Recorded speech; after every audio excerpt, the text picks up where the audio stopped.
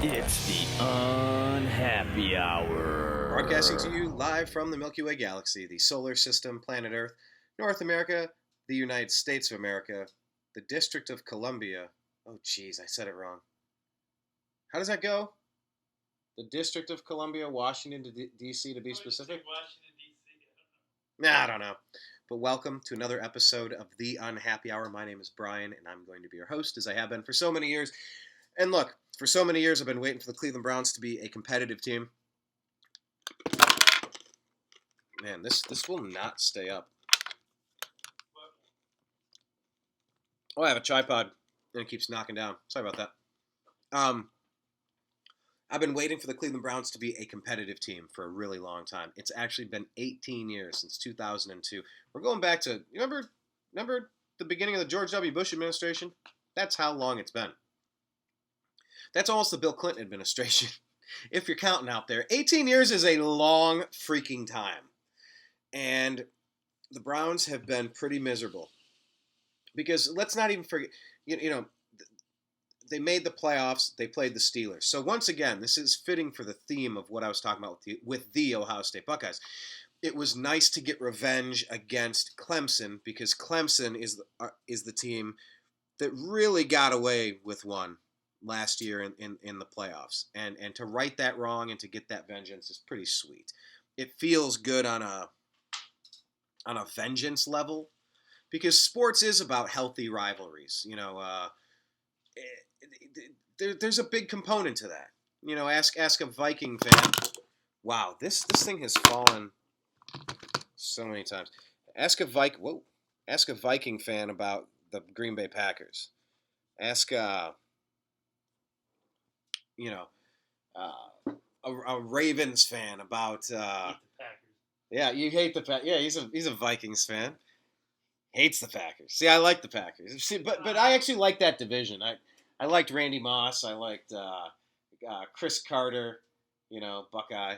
But anyway, I digress. And there's something good about a healthy rivalry.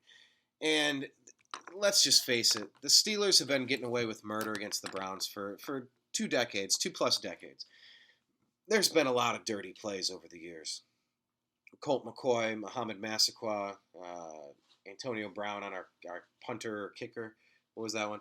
Anyway, it's just a long string of abuses because we've sucked. And it's one thing to get beat on the field. It's another to have dirty plays. But anyway, so there's plenty of that stuff to go around. But all that stuff aside, the rivalry between Cleveland and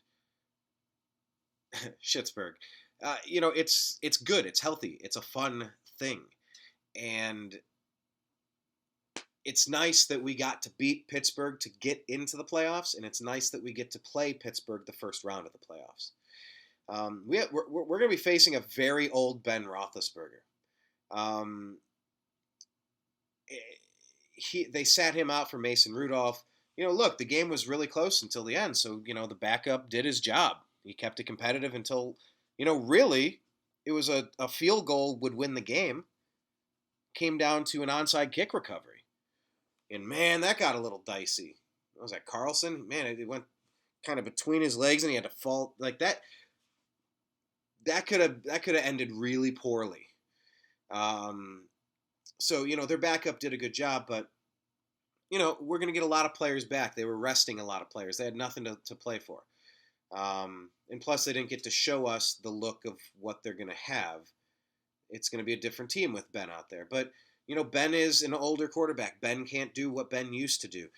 Ben is essentially the offensive coordinator when he's out there. He picks his plays. It doesn't matter what the coaches do. Like, this is notorious.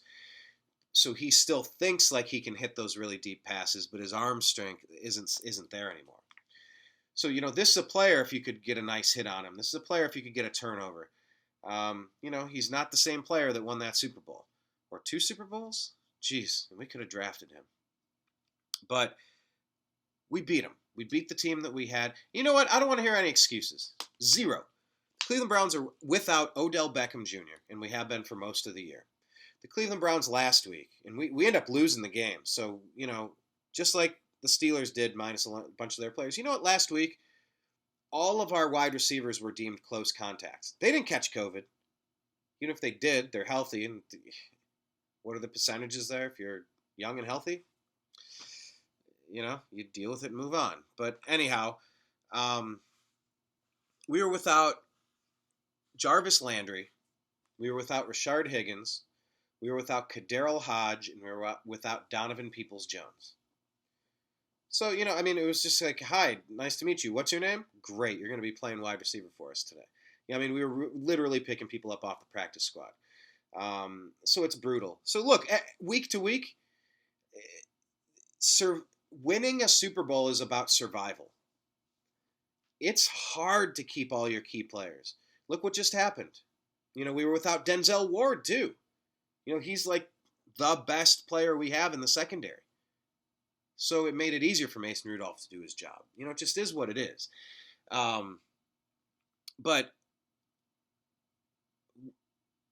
we were able to win the game, and there were a lot of key moments. The Nick Chubb touchdown run, that was fantastic.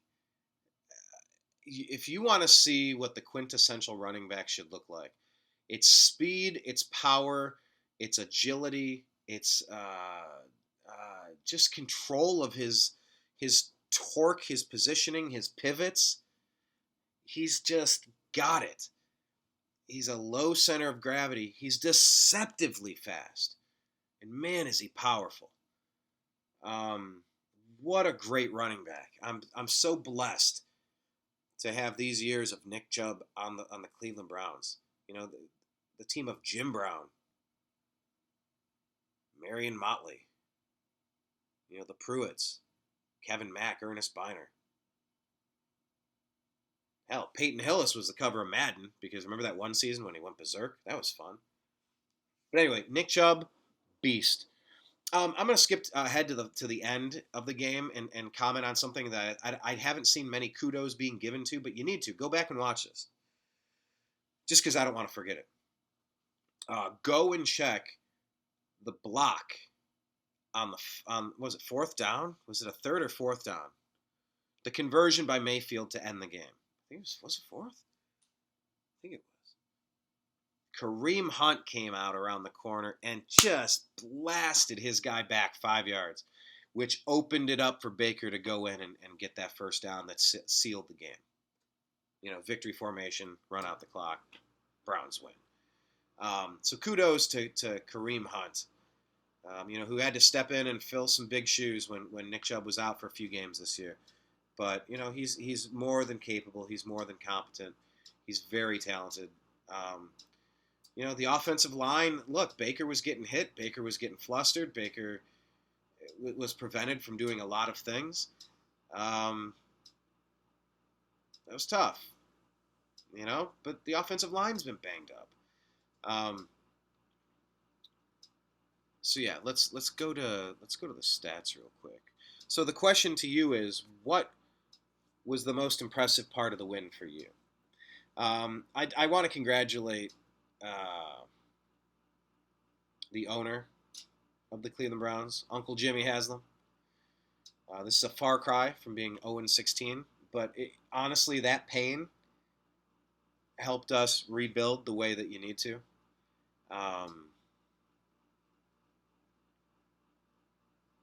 We needed that. By the way, if you haven't checked out my documentary about the Browns' perfect winless season parade, go on YouTube and type Football Equals Family, the story of the Cleveland Browns' perfect season parade. Did a documentary on it. I'll be doing another documentary. Well, I'm already filming footage for it. Over the next couple days, I'll get you something different, probably on Agree to Disagree for the New American Media. But anyway, check out that documentary. But congratulations to Jimmy and Dee Haslam for becoming a playoff team. Kevin Stefanski was the missing link. It's just been steady leadership. It's been grounded. It's been the demeanor has been accurate.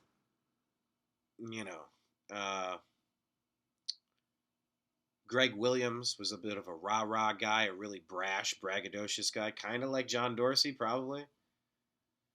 Freddie Kitchens was a rah-rah, funny guy. a little immature. I liked it, but it works if you're winning. It doesn't if you're not. And we needed that even keel of Kevin Stefanski. So congratulations to Coach Stefanski making the playoffs in his first season. Shudder to think at how good we could have been last year under the correct leadership. If we would have had the right head coach last year, we wouldn't have wasted last season. But then we wouldn't have been able to draft Jedrick Wills, and who knows? You can always look in the rearview mirror and play the what-if game. But the fact is we're here today. Congratulations to Baker Mayfield. As a number 1 overall pick, you face a different level of criticism every week, and that's understandable, actually. But you made the playoffs. Nobody else has made the playoffs in 18 years. Congratulations. You've been our starting quarterback for 3 straight years. Holy crap. Last year was a clown show, but we can only fault you for some of that, and we do. But you're young, and it takes a little while to learn the schemes and the flow and the rhythm and the playbook. And just keep the same coach and the same system for a second year. Man, we're going to get so much better at this. Get Odell Beckham Jr. back healthy next year. This Browns team still hasn't peaked yet. Plus, our secondary, missing Greedy Williams and Grant Delpit, and Ronnie Harrison being injured, Denzel Ward being injured. I also want to talk about something awful. I just got this news today. It's not quite breaking, but in the unhappy hour on the Facebook group, it is when things break. Our group members are fantastic. They share the news faster and better. It's really where I get most of my news from my feed, and because so many of you are so awesome and you love talking Cleveland Browns with me. I love that. I'm too big of a Cleveland Browns fan. Flying into sub-zero Arctic weather from Los Angeles to film a documentary about a winless football team, it takes a certain level of psychosis. There's something wrong with me. I should not care as a grown man about a child's game, especially when they're terrible. But I do, because I believe that any... I'm going to choose my words wisely. 3 things popped in my head, and a couple of them made me laugh, but none I want to say. I firmly believe in the redemption story. The Rocky Balboa waking up early and drinking eggs. What's another good rags to riches story? Any Disney movie. Remember the Titans, or fill in the blank. You get the point. Major League, the lovable losers who go from zero to hero, like Vanilla Ice rapped about famously in the early 90s. Drop that zero, get with the hero. What the hell am I even talking about? No, I do want to talk about Baker Mayfield, and I want to get back to the injury, the bad breaking news. I'm not going to forget. But drop the zero, get with the hero. Baker and his commercials and being cocky and being silly and funny and clowning around and the mustache game. You know what? Stay in your lane, son. Drop it back a little bit and just focus. When your passer rating, when your QBR is top 10 in the league and you're above 500, all right, clown around as much as you want. But it just didn't mash. It didn't match, and it didn't mesh. Did it mash together? Match, mesh. Blake, those are all similar words. Did you get that? A little bit, yeah. Match, mesh, mash. Mash, mesh, match. That is weird. Mash, mesh, match. Say that 5 times fast. Baker Mayfield and his personality, it's been really understated. He's cracked the jokes in the press conferences, getting funky like an old batch of collard greens. Every press conference he's working in little pop culture references about with The Office. How does that one go? Whenever I think to myself, would a stupid person do that? If the answer is yes, I do not do that thing. I think that was Dwight Schrute from The Office. Just working those things, and that's funny. And you know why it's funny? It's funny because we're winning. It's funny because we hold a wild card position. It's funny because, we're a top 10 team. Or, whatever, top 10 in the AFC, top 7 in the AFC. What are we, the 5 or 6 seed? But this year, that makes sense. This year, Baker's clowning around. It's great, and the dances, and it's silly and it's fun, and he's playing with the energy that you want. It's good energy. It's just we're so on track right now. It feels good. Most of this season, we haven't screwed up when we were expected to do differently. The first Ravens and Steelers game, that's a new team playing a very familiar rival who had our number, and we hadn't figured out a lot of things yet. We were exposed. When we played the crappier teams in the first half of the year, we were able to get by. We squeaked out a win against Cincy. We squeaked out a win against the Cowboys. Texans, whatever. The first half of the season, we were playing teams with sub 500 records. We did what you're supposed to do to those teams. And we got trounced by the Ravens and the Steelers. But look at what happened in the next two games. Arguably a couple games ago, the Browns should have won against the Ravens. Had that game, let it slip away multiple times. We had mistakes, and they made some plays. But we had that game. We were, put it this way, we were in that game. We had a puncher's chance. It was back and forth. It was a one possession game. It got down to 14 points, then tied, and then 7. It was back and forth. We went toe to toe with them, and we figured out that we can win a game against them. That was big, because then, we're playing the Steelers. They're down a few people, including their quarterback. So what? Last week we had no wide receivers. This week we don't have Denzel Ward. Missing a lot of players. And Miles had the COVID, and he's still not the player he used to be. As he recovers from that, he still can't catch his breath, which is really just it's awful to think about. I mean, he's like the absolute Adonis specimen of a football player, human being, defensive end. I mean, he's just cut out of marble. He's like something you'd see in Greece, in a museum of a statue. Myles Garrett is the healthiest damn thing you can think of. And look, COVID's kicking his ass. So for, all the thought that, young healthy people don't have to worry about it. I mean, yes, people get through it. But no, we don't know about a lot of the lingering long-term effects. We just don't. And I'm sorry, if someone like Myles Garrett, and it's not even that his sack numbers are down, because they are. It's not just that he's having coughing fits in the locker room and he's having a hard time just staying upright. That sounds pretty severe. But even when you go down and grade the running plays mixed with the passing plays and where he's at and where he's in position, Pro Football Focus has noticed there's a big drop off with him. So his motor isn't there. His technique is suffering. His energy, his stamina are off. So I mean, there's something to it. But what's the alternative? You hide in a cave? You dig a hole and bury yourself and just hope the world passes you by? That's not what humans do. So, we're all trying to navigate this. But look, now we've had the NFL complete a regular season. We just had the NBA complete a regular season in a bubble.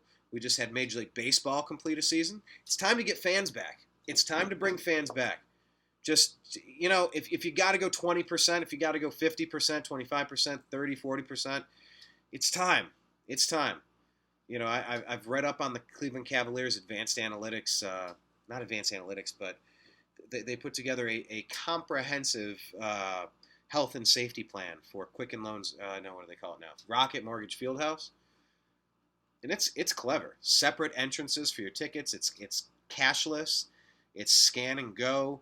It's all the food is single use. There's no cross contamination. I mean, they've rethought everything. They have different air sanitizers. They have different cleaning protocols, tracking and tracing mechanisms if somebody does test. It's great. And that's exactly what you need to do. You need to start letting fans back at all your games. I'm talking to Major League Baseball, talking basketball, talking hockey. And the Cleveland Browns, thankfully, they're a team that is allowed to have fans at the stadium. I wonder if they're going to have a watch party, because this next game is going to be at Heinz Field in Pittsburgh. So that's pretty cool to think about, if they're going to have a watch party. But, it's nice that some people get to soak in the energy and the atmosphere of the game. But, man, that should really be 80,000 people. If we're not ready for that yet, I get it why we're at 16,000 maybe. what are we at, quarter capacity or a fifth, 20, 15%? I don't know. I forget exactly. But I just wish there were 80,000 people there. I want to give another game ball and extra special kudos to Jim Donovan, one of the best voices in all of NFL. Jim Donovan has finally had the chance to cheer for a playoff team. It's been 18 years since he's been able to do that. That's a long slog. Remember Run William Run against the Falcons to get us into that opportunity to play into the, I think we had to wait for someone else to lose, and then we got into the playoffs in 2002. Run William Run. That was his call. So congratulations especially to Jim Donovan. Doug Deacon, I don't know. Good for you too. I love Jim Donovan. The thing I was going to talk about is the bad news. Getting back to that now. Olivier Vernon, he tore his Achilles, and it's just awful. Awful. So prayers go out to him. He just restructured his contract to take less money this year, and he was going to be a free agent next year. A torn Achilles, that's a big one. I feel so bad because I just tweeted out yesterday. Oh, follow us on Twitter. We're at TheUnhappyHour _.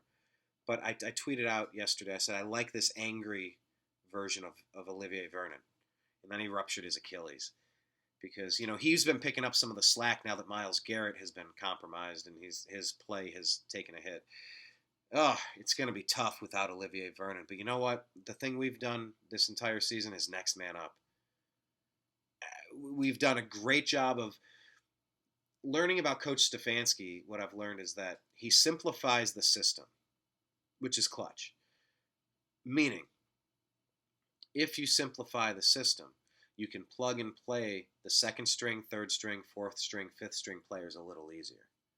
And you can do that because you've reduced the menu. You have a core set of plays, and once you learn that core set of plays, you can have the basics you need to be successful at your job. Some of the coaches have so many stunts and changes, and we do. We have a lot of motion, but the system seems to make sense. The way in which it was taught, the players seem to understand how to operate it. And I guess that was the case up in Minnesota, and you can see it with fewer penalties, more offsides from the other team when we're doing cadence variations. And it was great. What was it, CBS or Fox? I forget what network. Before the game, they did a little segment on quarterbacks in the NFL who have different cadence and drawing people off sides and talking back to Brett Favre and Aaron Rodgers and some of the best people at it. Baker's been really good at that this year. It's part of his game that's developed as a third-year veteran. So yeah, like I said, circling back, just congratulations to Baker Mayfield. The pressure on you has been unbelievable. There's been missteps along the way, but whatever, man. Like, I appreciate you being here so much. It's nice to finally know that, in last year that the scheme was off, the offensive line was terrible. No wonder you had zero rhythm back there. You were getting destroyed. Now, unfortunately, against the Steelers, that is kind of what it felt like this time. So hopefully we can go and watch the film and be able to exploit that. Because what I started saying, and I think you did figure it out eventually, I said it in about the second quarter. I thought to myself, and then I said out loud, I said, Baker, your pocket is collapsing. You need to run the ball. Now, I don't want a running quarterback. Running quarterbacks do not last very long in the NFL. But if you know how to be a running quarterback and go out of bounds or take your slides and not take people on, because first, second year Baker wasn't doing that. He was getting crushed. He was getting some way too many extra hits. If the offensive line pins their ears back and they're blitzing you so hard that the pocket collapses, all you do is scoot right up. Because they've brought a linebacker or two, they've left a hole. As soon as you find it, you just go right there. Easier said than done, but that is really the difference in what could have been a loss to the Steelers last week and a win. That adjustment, I believe it was second, third quarter, and then obviously with the sneak to win the game, or the quarterback run rather, not a sneak per se. So, that was growth. That was good. So many game balls, so many good things to talk about. Jarvis with a nice touchdown catch. But those are some of my thoughts in a nutshell. Let's start getting excited about Pittsburgh. I don't want to look in the rearview mirror too much, but we get to play Pittsburgh again. I think we're going to learn a lot from what worked and what didn't work against them this week. Yeah, they're going to do the same to us. That's okay. A lot of our plays look the same, and that's what we do. So I couldn't be much more excited than I am.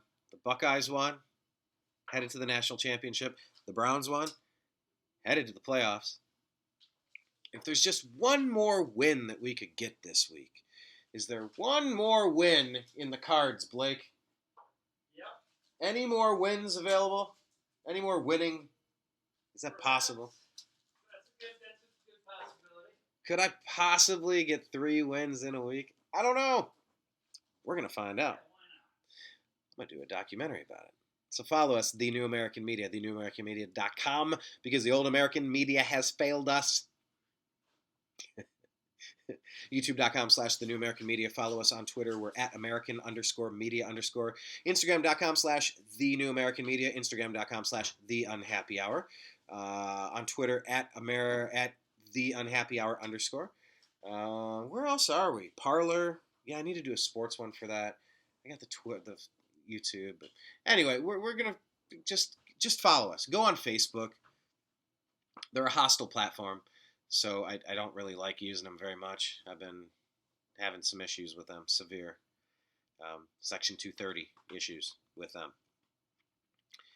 That's to be continued as well. I feel like there might be some class action stuff happening, but that's another story and another documentary down the road. But don't worry, my hand will be raised. I'll be in that line. But yeah, I mean, the great stuff happens in Facebook at The Unhappy Hour Sports Show, a support group. It's a great group. Join it. Private group. I may or may not be there. I've been banned twice with no explanation, no cause, no attempt to remedy any alleged issue, no response to hundreds of contact messages through both Facebook, Twitter, other means, privately, publicly. So I'm not going to be super keen on telling you to enjoy everything going on over on Facebook, because they are who we thought they were. But also join Strictly Browns, powered by The Unhappy Hour. It's a second private Facebook group over there for Strictly Browns talk. No Buckeyes, no Blue Jackets, no Indians, or Cleveland baseball team. No Cavs. Cavs have come back to earth a little bit. More along being like a 500 team, 4-3, or was it 5-4 or something like that. But showing promise. They got some good young talent. It's nice to see them competitive again. So, anyway, that's all for now. I appreciate you. I love you, and we'll talk again soon. Take care. Peace.